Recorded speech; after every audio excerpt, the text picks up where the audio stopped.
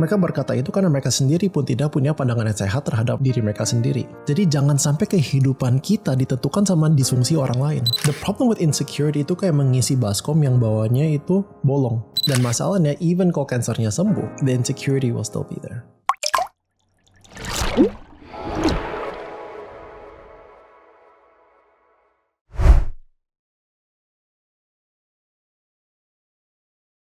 Selamat datang kembali di Wellspring Conversation bersama saya Dr. Sandy Oni.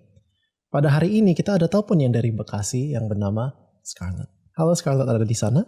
Halo, selamat pagi dokter. Selamat pagi, salam kenal. Jadi hari ini apa yang mau diceritakan sama Scarlett? Sebenarnya hari ini pengen ngobrol-ngobrol tentang bagaimana menemukan keberhargaan diri sih untuk tetap semangat. Karena currently lagi banyak banget hal yang terjadi gitu ya. Dari segi kesehatan lagi kurang oke, karena dalam 2 tahun terakhir kembali didiagnose dengan cancer. Kemudian dari sisi pekerjaan, mungkin buat orang lain rasanya kayak biasa aja sih, tapi buat aku dengan aku sakit akhirnya aku merasa aku nggak bisa jadi achieve more than actually I can do. Terus aspek kehidupan lain, misal dalam berpasangan juga jadi insecure karena sakit tadi, itu akhirnya bingung gimana memulai lagi mencari partner. Karena sebenarnya banyak temen sih gitu, maksudnya keluarga juga ada nemenin dan nggak pernah sendirian juga gitu. Dan banyak kegiatanku, tapi rasanya tetap kosong sih gitu. Okay. First of all, I'm so sorry to hear about the cancer, Scarlett. Memang perjalanan seseorang yang mengalami kanker itu nggak gampang sama sekali. Itu kan tadi Scarlett cerita bahwa dalam kerjaan dan dalam punya relationship itu ada membuat Scarlett merasa insecure. Nah, bisa tolong dijelasin lagi kan? Jadi maksud dengan rasa insecure ini apa? Yang tadinya mau dicapai di kerjaan yang Scarlett merasa nggak bisa itu apa? Ada perasaan dalam diri aku yang merasa kayak mungkin kalau aku sehat, aku bisa get promoted. Bagi orang-orang yang ngelihat apa yang aku kerjain sekarang sih mungkin ya dengan kondisi aku sakit, aku lagi kerjain S2 juga gitu ya, tetap kayak gila loh masih ngerjain gitu banyak hal at the same time gitu. Cuma buat aku ngerasa dengan potensi aku bisa lebih gitu. Itu satu. Kemudian dari sisi berpasangan, yang bikin akhirnya jadi insecure tuh lebih ke ada nggak ya orang yang bisa terima aku apa adanya dengan kondisiku kayak gini. Balik lagi, teman-temanku juga bilang bahwa ya lu juga punya banyak kelebihan gitu. Tapi aku merasa kayak dengan satu sakitku ini kayaknya nggak semudah itu deh orang bisa tutup mata dan akhirnya menerima kelebihan doang gitu loh. Akan ada faktor yang berat sih untuk bisa menerima part ya aku sakit ini. Gitu sih dok. Kalau saya boleh tanya, treatment apa aja yang udah dijalanin untuk kansernya? Kalau untuk kansernya, treatment aku itu imunoterapi. Jadi aku ada infus setiap 3 minggu. Kemudian ada terapi target. Jadi emang minum physically nggak membuat jadi botak atau gimana, tapi ada side effect dari obatnya. Mungkin kadang-kadang bikin nggak bisa jalan gitu karena sakit. Kemudian kulitnya jadi kering. Oke. Kita mulai dari segi kerjaannya ya. Saya juga agak heran mendengar sebenarnya. Karena Scarlett udah didiagnose cancer, udah berjuang treatment, udah S2 lagi, udah kerja lagi, tetapi tetap merasa it's not enough. Nah, why is that? Menarik sih nih kalau ditanya kenapa ya. Aku nggak tahu sih dok. karena mungkin kalau aku merasa mungkin karena aku dibesarkan di lingkungan yang achievement matters gitu, mulai dari keluarga, kemudian dari lingkungan sekolah gitu, di mana dulu aku sekolah di sekolah yang isinya anak-anak ambis semua gitulah gitu. Jadi kayak I have to do something more and more gitu, dan I have to be something gitu untuk mendefine bahwa hidupku oke gitu. Mungkin menemukan apa kata cukup kali ya akhirnya jadi PR. I think so, tapi menarik sekali. Jadi Scarlett sendiri yang mengatakan bahwa oke, ini bukan masalah kansernya, melainkan ini masalah mindset yang dari kecil. Kalau begitu, would it have made a difference kalaupun you weren't diagnosed with cancer? Bakal tetap kayak gitu gak rasanya? Bahwa it's not enough gitu. Rasanya sebenarnya sudah ada, tetapi ketika didiagnose, it's getting worse gitu loh dok. I understand. Tapi yang penting we have to identify bahwa ini bukan, it's not a cancer issue. Ini bukan masalah kesehatan, ini masalah mindset. Karena banyak sekali orang yang bisa dibilang 100% sehat, and they do many things, tapi perasaannya itu tetap sama. And not enough. Saya bisa lakukan lebih, saya bisa lakukan lebih. Saya seharusnya, ini kata kuncinya, saya seharusnya bisa lakukan lebih. Iya kan? Yeah, that's me. So it's not a cancer issue. Ya, I guess. It's not a health issue. Ini adalah self-worth issue. Karena masalahnya ke dia, karena kalau masalahnya dari kecil kita sudah dididik, maupun kita sekolahan yang high achieving gitu, yang anak-anak yang ambi-ambi semua gitu. Maka lama-kelamaan identitas dan self-worth kita itu akan diikat dengan pencapaian dan role-nya kita. We have to get the next target, the next promotion, the next job gitu. Dan ini kita lihat banyak sekali dengan klien-klien, it's never enough. It's never going to be enough. Nggak akan ada habisnya. The next prestasi, the next promotion, the next kerjaan. Kalau misalnya tergantung metriknya apa kan bisa beda-beda kan. Tapi kalau ini tidak ditanganin, mau kansernya sembuh, ini akan tetap ada di sana Scarlett. Jadi menurut Scarlett apa yang bisa dilakukan sehingga Scarlett bisa memisahkan your self-worth and identity dengan your prestasi? Kalau menurut teori psikologi sih harusnya reframing, kemudian meriluk lagi sih makna dirinya apa, definisikan ulang gitu loh, kayak apa sih gitu yang membuat aku sukses, aku berharga gitu. Bukan cuma soal achievement, tapi mungkin hal-hal lain yang sebenarnya udah ada gitu. Tapi kenapa ya? Kalau aku dengar Scarlett cerita, aku rasa Scarlett agak skeptis dengan cara-cara tersebut.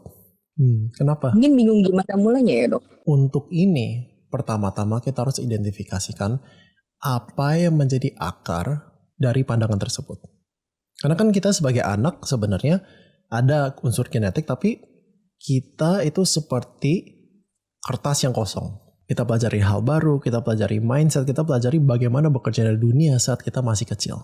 Dan kalau kita belajar bahwa identitas saya, self-worth saya, itu karena apa yang saya lakukan, bukan karena siapa itu saya, maka seringkali terjadi mindset bahwa I have to achieve more and more and more and more and more. The first step is, kita kalau misalnya langsung masuk ke reframing, kita masuk ke itu akan sulit sekali, tapi kita harus beresin akarnya dulu. I think the first thing we have to do is, kadang-kadang kita harus mengampuni, we have to forgive our parents, the community that made us this way. That's the first step, karena kita punya mindset tersebut. Seringkali dari defense mechanism, untuk beberapa orang bahkan itu menjadi trauma, karena everybody wants to be loved. Setiap daripada kita itu kepengen atau punya keinginan untuk dicintai dan diterima. Dan saat kita masih kecil, sayangnya kita sering pelajari bahwa kita tidak akan dicintai apa adanya. Kita harus menghasilkan sesuatu. And so the first thing is, kita harus make peace. We have to forgive. Baru kita bisa settle, reframing dan gitu-gitu. Menurut Scarlett bagaimana? Untuk memaafkan itu gimana mulainya ya dok? I think the first question is ask, why am I this way? Tadi Scarlett sudah sempat cerita itu karena lingkungan sekolah gimana, tapi really specifically, apa kejadian-kejadiannya? Apakah itu perkataan guru, perkataan orang tua, perkataan teman? What was it exactly that happened again and again sehingga hari ini saya merasa bahwa saya perlu achieve terus. Kalau kita bisa telusuri itu, nah kita bisa mulai reframingnya dari sana. Karena mengingat, kalau misalnya, ini saya hanya asumsi aja nih, misalnya ada guru, ada teman, atau ada orang tua, ya mereka berkata-kata pada kita sehingga kita merasa bahwa saya harus achieve nih, saya harus achieve. Kadang-kadang mereka berkata itu because of their own dysfunction. Mereka berkata itu karena mereka sendiri pun tidak punya pandangan yang sehat terhadap diri mereka sendiri. Jadi jangan sampai kehidupan kita ditentukan sama disfungsi orang lain. When we understand sebagaimana tidak masuk akal persepsi tersebut bahwa kehidupan dan self-worth kita didetermine atau ditentukan oleh kita punya achievement. Saat kita melihat bahwa ternyata selama ini saya punya pandangan ini karena disfungsi orang lain, we can begin to let it go. Karena berdasarkan yang Scarlett udah cerita, I can understand you're high achieving, you're driven, you want to do more. Tetapi kalau motivasinya is your self-worth, lama-kelamaan pasti akan burn out. Cancer or no cancer. Jadi sebenarnya the cancer, it brought out what was already there. Dan masalahnya, even kalau kansernya sembuh, it'll still be there. The insecurity will still be there. Jadi start dari sana. Kita harus, kalau misalnya kita mau benerin pohon, kita harus mulai dari akarnya, jangan langsung ke buahnya. Kita telusuri, apa yang terjadi? Apa yang mereka katakan? How did I feel sebagai anak pada saat itu? Dan itu adalah step pertama dari healing. How does that sound? Mungkin ya, aku nggak tahu sih, mungkin ini dia apa enggak gitu. Jadi aku punya sepupu-sepupu yang pintar-pintar juga. Keluarga aku tuh punya kebiasaan kalau libur sekolah kita sleepover di rumah sepupu-sepupu ini gitu. Harapannya adalah kita jadi deket gitu dan bisa melihat attitude kakak-kakak ini yang baik gitu dan pintar. Jadi unconsciously mungkin itu masuk ke dalam diriku dengan pemahaman bahwa untuk berharga di keluarga ini aku harus jadi juara satu. Karena kakak-kakakku itu sepintar itu dan mereka selalu juara satu. Pokoknya dibilang bahwa iya kakaknya keren banget juara satu terus naik podium. Kalau zaman dulu kan ya aku sekarang kayaknya enggak ya gitu. Kalau zaman dulu aku masih kecil dulu juara satu tuh naik podium gitu. Iya, dikasih award gitu, dapat Iya sertifikat. betul. Betul, dan dapat piala segala macam gitu lah ya. Jadi itu kayak jadi budaya di keluargaku sih. Dan akhirnya itu yang mungkin unconsciously membuat aku jadi kayak gitu. Menurut saya ini sangat terkait dengan poin kedua dengan pasangan. Karena gini, nobody can love you like you love yourself. Nggak akan ada orang lain, maupun guru, maupun orang tua, maupun pasangan yang benar-benar bisa mencintai kita kalau kita nggak pertama-tama mencintai diri sendiri. Masalahnya, the problem with insecurity itu kayak mengisi baskom yang bawahnya itu bolong. Kita misalnya naik panggung, bener kan? Kita dapat promotion. Senangnya paling seminggu kan? Gak akan ada habisnya. Jadi yang dua hal yang perlu diubah adalah self-love dan self-talk. Satu, Scarlett tahu kan? Scarlett yang merasain seberapa susahnya menjalani treatment kanker. Scarlett yang tahu apa rasanya pertama kali divonis. Scarlett yang tahu rasa sakitnya itu seperti apa. Orang lain nggak ngerti, orang lain nggak tahu. Jadi mengapa Scarlett tunggu atau bergantung kepada pendapat orang lain for your self-worth? Scarlett yang tahu apa yang Scarlett mengalami. Jadi buat orang lain nggak usah didengerin. You know what you've been through. Tetapi dengan ketahui itu, jangan malah Scarlett itu keras kepada diri sendiri. Kamu kenapa hanya bisa sebatas ini? Kamu justru karena kita paling mengenal cerita diri sendiri, justru karena kita yang ngalamin, kita harus lakukan self-talk yang encouraging. Kita nggak bisa bergantung pada orang lain untuk bisa encouraging kita, apa itu bahasanya, untuk bisa comforting kita. We have to learn bagaimana bisa comfort diri sendiri. Kalau misalnya Scarlett lagi kepikiran gitu, oke, aduh seharusnya dapat promotion nih, kok enggak ya, terus ada rasa insecure, rasa nggak enak, mulai banding-bandingin sama orang lain, sama keluarga gitu. Scarlett harus punya keberanian untuk go stop. Ini nggak logis. Ini nggak make sense. We should stop thinking this way. Kita harus stop speaker seperti ini, Scarlett. Dengan berjalannya waktu, dengan kita lakukan self-talk yang lebih sehat, lama-lama suara yang sering membanding-bandingkan kita, terutama kepada orang lain nih, suara di dalam hati kita yang membanding-banding kita dengan orang lain semakin lama akan semakin mengecil. Also, orang yang istilahnya paling sukses, orang yang achieve many things gitu, apa salah satu kesamaannya? Mereka resilient. Orang yang suksesnya jangka panjang itu bukan orang yang naik terus nih. Mereka adalah orang yang pernah jatuh dan mereka bisa bangun kembali. Ini memang gak enak gitu pengalamannya. Tapi ini adalah sebuah pengalaman yang bisa membantu Scarlett untuk bertumbuh, berkembang, menjadi lebih resilient, lebih kuat. Sehingga nantinya sukses tanpa harga diri bergantung pada sukses tersebut. Dan sebenarnya aku tahu bahwa Scarlett gak sendirian dengan dengan rasa insecurity tersebut. Saya baru aja rekam podcast lain dengan salah satu rekan saya, Dr. Jimmy yang psikiater. Dia itu followernya kalau nggak salah 700-800 ribu follower di berbagai platform. And you know what? Kami pun kadang-kadang juga merasa insecure. Jadi ini adalah perjuangan seluruh hidup untuk kita semua. Tetapi alangkah bahagianya kita bisa, kalau kita bisa bekerja, kita bisa berteman, kita bisa achieve tanpa itu menjadi sumber dari self-worth kita. Kan ini sudah terbentuk ya dok. Ini maksudnya ini kan sesuatu yang kayak udah kebentuk bertahun-tahun gitu. Gimana ya caranya untuk tahu sih harus menyadari gitu ya, dan gimana ya maksudnya untuk tetap konsisten kayak sadar-sadar ini nggak kayak gini gitu loh, jangan terlalu keras sama diri sendiri gitu. Kita dibentuk bukan cuma dari satu insiden, melainkan bertahun-tahun kan. Kalau pembentukannya bertahun-tahun dan butuh waktu, perubahan juga perlu waktu. It takes time. Dengan setiap kali ada suara, enggak, you're nothing, kamu seharusnya bisa lebih. Setiap kali kita menekan suara tersebut, setiap kali kita bilang, no, that's not true gitu, kita akan semakin kuat identitasnya. Kita akan semakin bisa lawan. It takes time. Hal yang kita pelajari bertahun-tahun, kita juga unlearning it, atau pelajari yang lain, itu juga butuh bertahun-tahun. Tetapi salah satu cara untuk kita bisa konsisten tergantung kita dikelilingi oleh siapa. Apakah teman-teman kita juga sama-sama ambi? And again, there's nothing wrong loh with being ambitious. Nggak ada salah sama sekali untuk kita ambitious. Bahkan banyak orang ambitious karena mereka ingin ada impact yang baik gitu. Masalahnya adalah saat orang-orang itu ambitious, satu karena keegoisan, dan apakah itu ambitionnya untuk menambah harga diri mereka. Itu nggak sehat.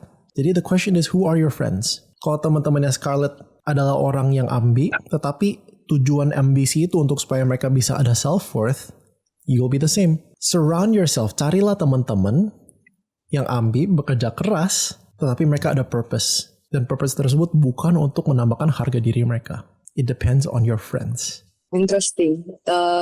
Dan mungkin aku perlu merevaluate lagi sih, maksudnya pertemanan aku seperti apa gitu.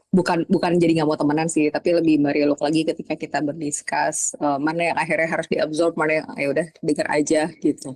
I think so.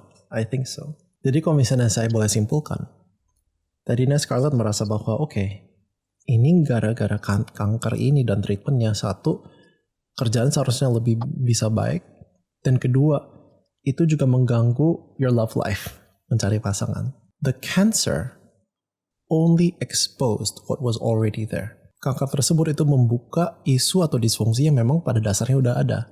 Dan tadi Scarlett udah cerita bahwa rasa insecurity ini dari sebelum divonis kanker udah ada gitu. Jadi, the solution is, kita harus cari akarnya, ini berawal dari mana. Kedua, kita harus telaten dalam kita lakukan self-love and self-talk. Again, ini bukan berarti kita nggak kerja keras loh. Ini bukan berarti kita nggak berjuang loh. Tetapi, artinya, bagian saya adalah saya lakukan terbaik, dan itu tidak mempengaruhi my self-worth, atau bagaimana saya mencintai diri sendiri. Nah, tapi berjuang sendiri kan capek.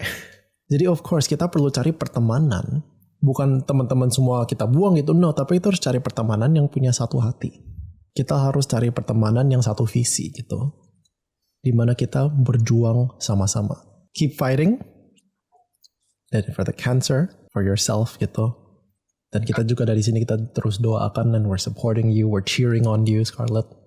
And we believe that mau kankernya maupun rasa insecurity-nya, Scarlett pasti bisa menang dari itu.